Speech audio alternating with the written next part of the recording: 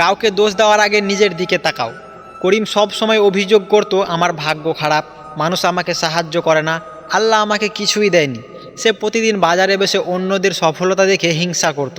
একদিন গ্রামের এক বৃদ্ধ তাকে ডেকে বললেন, তুমি কি সত্যি জানতে চাও কেন তোমার জীবনে বদলাচ্ছে না?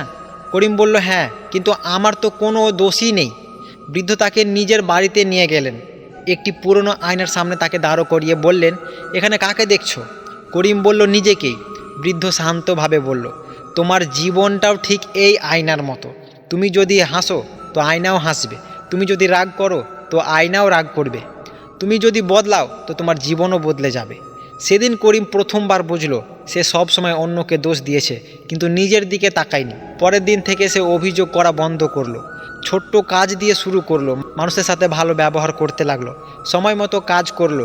কয়েক মাস পর জীবন সত্যি পরিবর্তন হলো। গ্রামের মানুষ বলল, করিম বদলে গেছে, কিন্তু করিম জানতো সে শুধু আয়নার সামনে দাঁড়িয়ে নিজের ভুলটা চিনেছে।